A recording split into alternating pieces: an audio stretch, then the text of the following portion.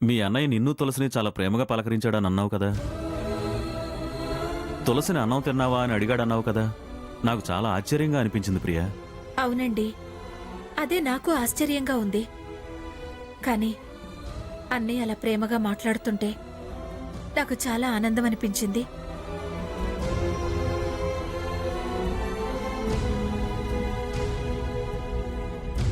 వచ్చావా? మినిస్టర్ గారిని కలిసి వచ్చావా? ఆ కాల్పులు జరిపింది ఎవరో తెలుసుకుని వచ్చావా? అన్ని వివరంగా తెలుసుకునే వచ్చా. ఎవరమ్మా? బావ మీద కాల్పులు జరిపించిన దుర్మార్గులు ఎవరంట? మామయ్య మీద కాల్పులు అబద్ధం నాన్నా. ఏంటి? కాల్పులు అబద్ధమా? హాస్పిటల్లో మన కళ్ళతో మనం చూసొచ్చాం కదే. గాయం నిజమే ప్రియా, కానీ ఎవరో కాల్చారు అనేది మాత్రం అబద్ధం. బాగుంది. మా వదిన అనుమానపడినట్టు అన్నయ్య కాల్చుకున్నాడా అని అడిగినట్టుంది. జరిగింది అదే. మామయ్య తనని తానే కాల్చుకున్నాడు.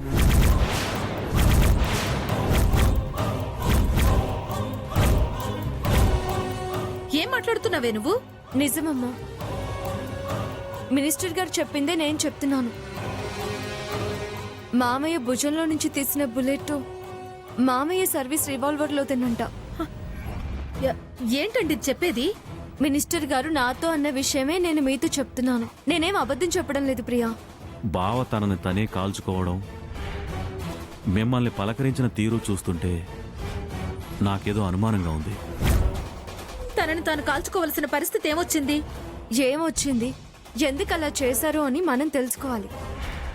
నాకు తెలిసి ఆదిత్య వెంకటలక్ష్మిల పెళ్లి విషయంలో మీ వదిన గారి వేధింపులు తారాస్థాయికి చేరుంటాయి. మామయ్య అది భరించలేక, చూస్తూ ఉండలేక తన మీద తనకే అసహ్యం కలిగి ఆత్మహత్య తులసి ఆపు. వద్దు, అన్నయ్య గురించి అలా మాట్లాడకు. మా అన్నయ్య ఆత్మహత్య చేసుకోవాలనుకునేంత పిరికివాడేం కాదు. అయితే ఏదో మానసిక సంఘర్షణకు గురయ్యే అలా చేసుకునుంటారు. ఏమై ఉంటుందో కాస్త నిదానంగా తెలుసుకుందాం. ఎలాగూ మామయ్య నన్ను ప్రేమగా పలకరిస్తున్నాడు కదా, మనము అలాగే మసులుకొని విషయం తెలుసుకుందాం. ప్రస్తుతానికైతే ఎవరో అన్న భయం అయితే పోయింది కదా. ఏ అఘాయిత్యం జరగలేదు కదా, ధైర్యంగా ఉండొచ్చు.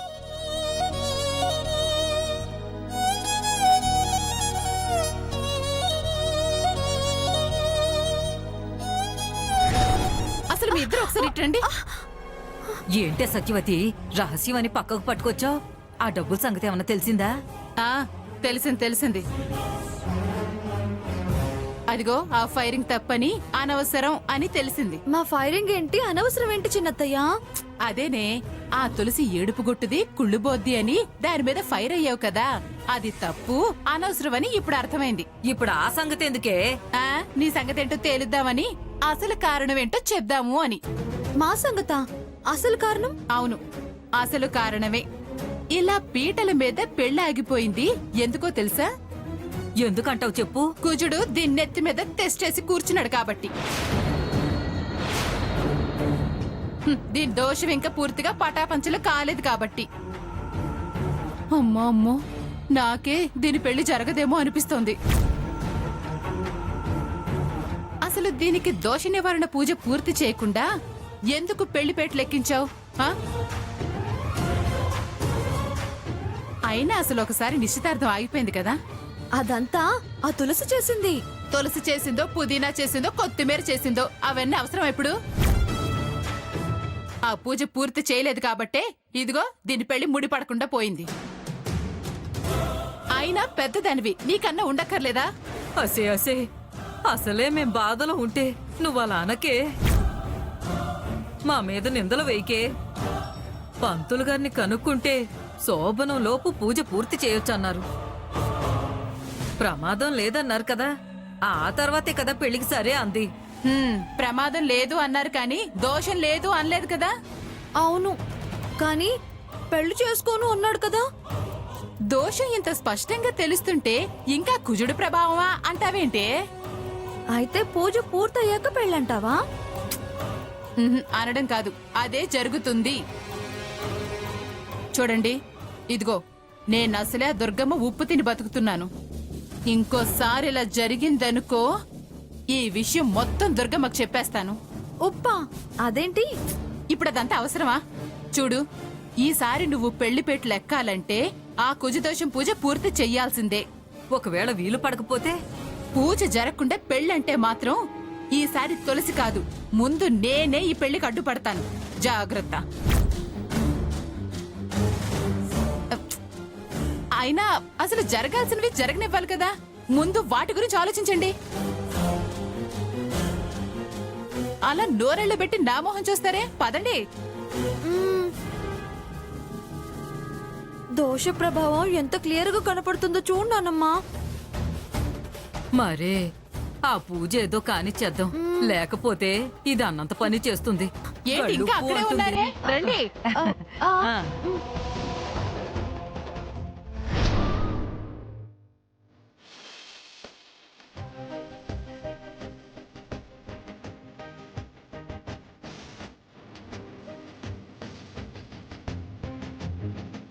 అత్తయ్య, రారా ఆదిత్య, కూర్చో.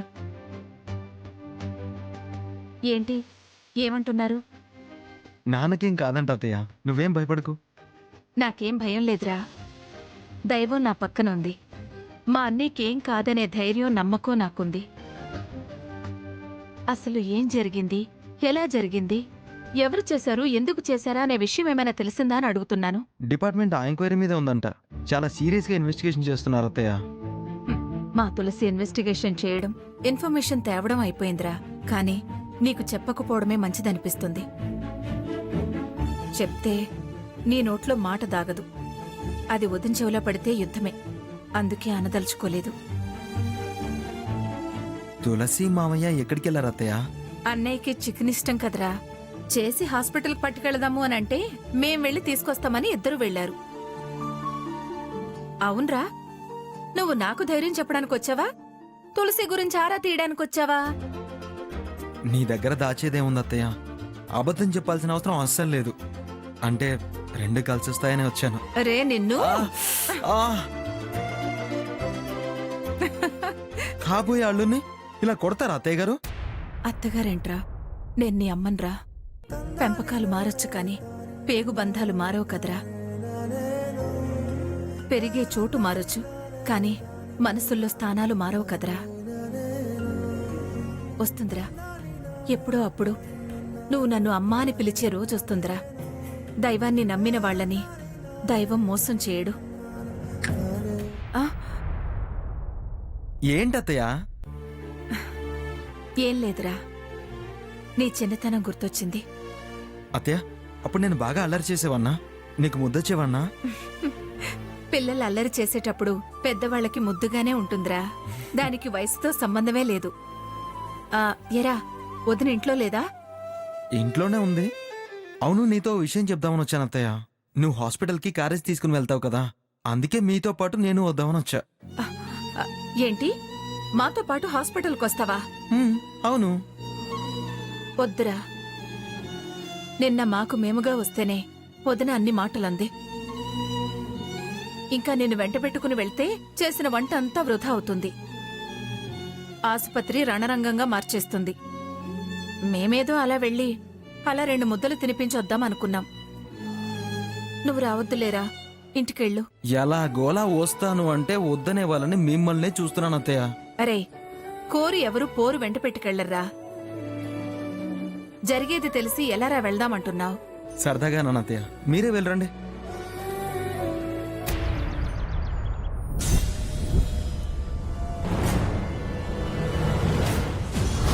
భోంచేసావమ్మా?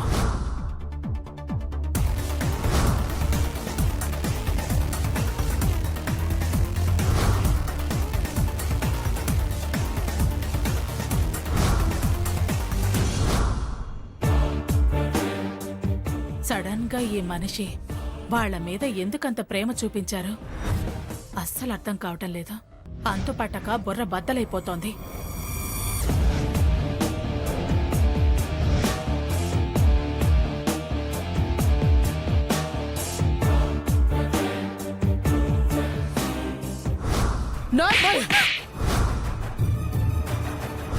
నాన్న చావు బతుకుల్లో ఉంటే నీకు పెళ్లి కావాలా?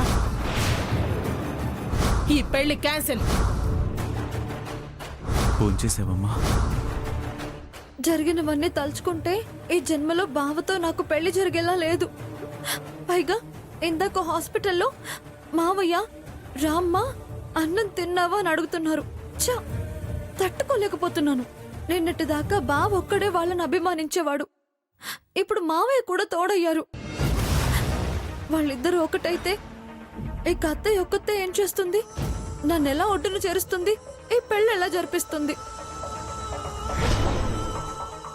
ఈయన మార్పుని అంత తేలిక తీసుకోవద్దు.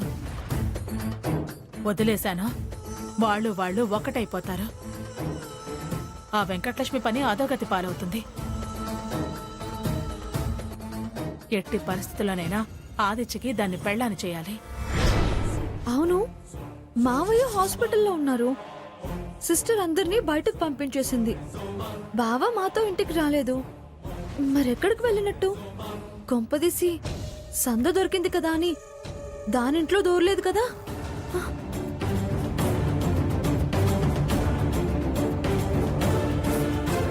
అంతే, ఏదనుకుంటే అదే జరుగుతుంది.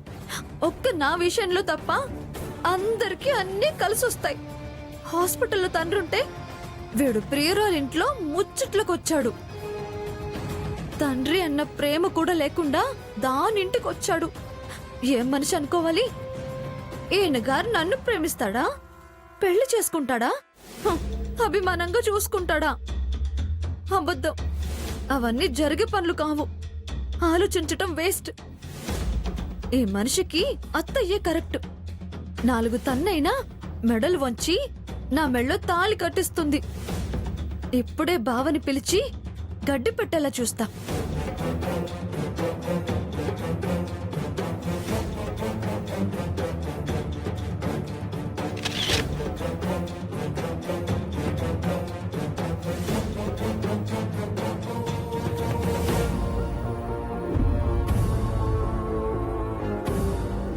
అనవసరం అత్తయ్య, ఇంకా నేను ఇంట్లో ఎదురు చూస్తూ ఉండటం వేస్ట్. ఏమైందే? ఇంకా ఏం కావాలి? అటు చూస్తే తండ్రి వాళ్ళ మీద ప్రేమ ఒలకబోస్తున్నాడు. తీయగా పలకరిస్తున్నాడు, ఆప్యాయంగా మాట్లాడుతున్నాడు. ఇటు కొడుకు చూస్తే ఏకంగా వెళ్లి వాళ్ళింట్లో తిష్ట వేశాడు. వాళ్ళ మధ్య అంతంత ప్రేమలు పొంగిపోతుంటే నేనేం ఆశతో, ఎవరి మీద నమ్మకంతో ఇంట్లో ఉండాలి? నేను కూడా ఆయన ఎందుకు వాళ్ళతో అలా మాట్లాడారనని ఆలోచిస్తున్నాను. కానీ హాస్పిటల్లో ఉన్న వాడి మీద మాత్రం నువ్వు నిందలు వేయకు. వాళ్ళింట్లో ఉన్నాడని మాత్రం చెప్పకు. నేనేం లేని మాటలు అనలేదు, ఉన్న మాటలే అన్నాను. నేను నమ్మను. చూడత్తయ్యా, టైము డేటు 2 ఉన్నాయి.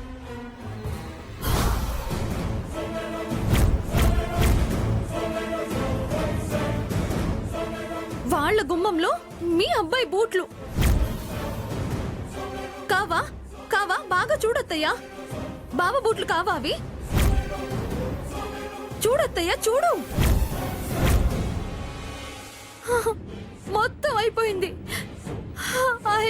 అత్తయ్య. నా అసలు గంగప్పాలు అయిపోయాయి. ఇంతలా మారాడు, ఇంకా ఏం ఆశించి ఉండాలంటారు? చూడు. నన్ను నమ్మి నా మీద నమ్మకం ఉంచి ఉండాలి. చూడు వెంకటలక్ష్మి, నువ్వు అనవసరంగా అరిచి గోల చేసి రాతాంతం చేయకు. అన్నీ నేను చక్కబెడతాను. వీడు బుద్ధి పుట్టే వెళ్ళాడా? ఆయన ఏమన్నా వీపు చరిచి పంపించారా?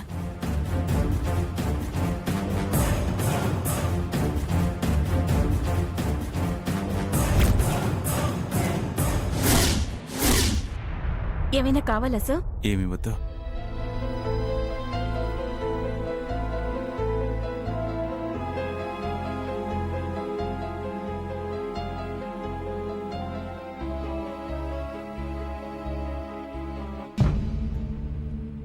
మామయ్య, ఎలా ఉంది మామయ్య?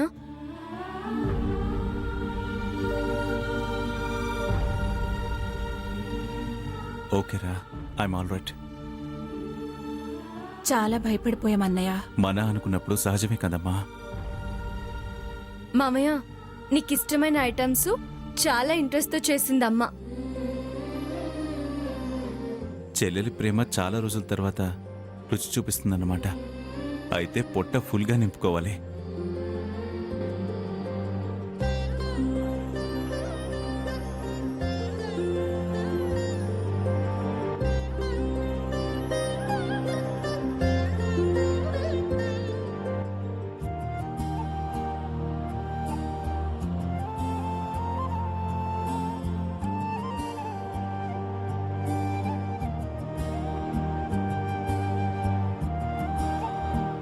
ఇప్పుడు దుర్గ భోజనం తీసుకొస్తే పొట్ట నిండడం కాదు, పస్తు పడుకోవడం అవుతుంది. పంచాయతీల జాగారం చేయాల్సి వస్తుంది.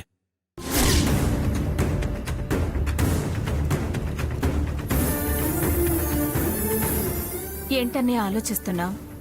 అబే ఏం లేదమ్మా.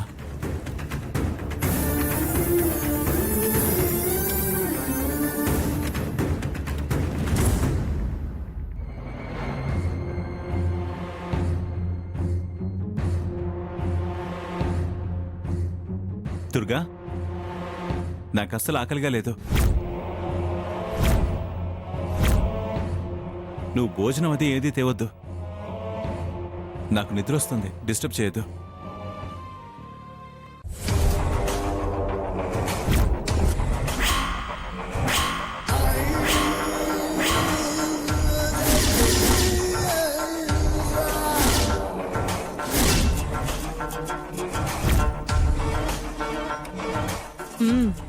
నాకు తెలుసు ఇలాంటిదేదో జరుగుతుందని ఊహించే వాళ్ళు రావటం చూశాను. చాలా గొప్పగా నాటకాలు ఆడుతున్నారు. మీరు వాళ్లతో చేతులు కలిపారనుకున్నాను. అది నిజమని తేలిపోయింది. చెప్తాం మీ సంగతి.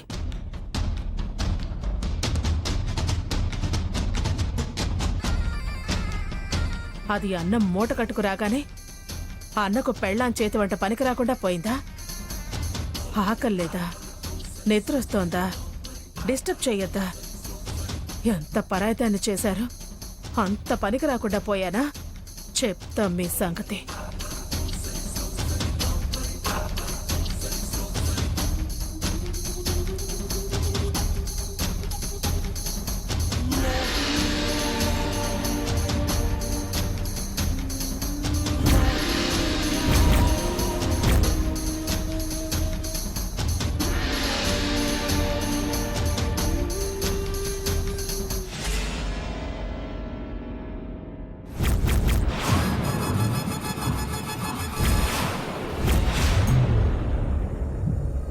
ఫోన్లో నిద్రపోతున్నాను డిస్టర్బ్ చేయొద్దు అన్నారు. డిస్టర్బ్ చేయొద్దు అన్నది ఇందుకా? ఓహో, మీ సంగతి చెప్తాను. మామయ్య తింటావా, తినిపించమంటావా? ఎలా అయినా ఓకే. అయినా తినిపిస్తా అంటే వద్దనే దురదృష్టవంతుడు ఎవరుంటారమ్మా?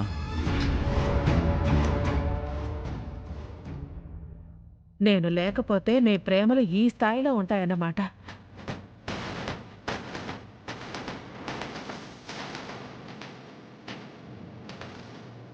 స్టిక్కర్ ఊడిపోతోంది, సరిచేస్తున్నాను. మామయ్య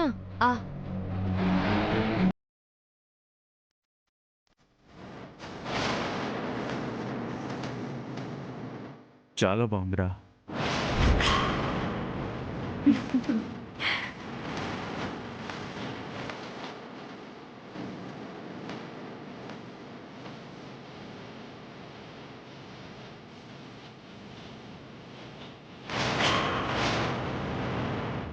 సిస్టర్, వాటర్ తీసుకురారా?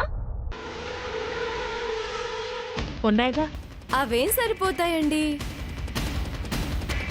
భోంచేస్తున్నాంగా. ఇంకొన్ని తీసుకురండి. అలాగే. మ్.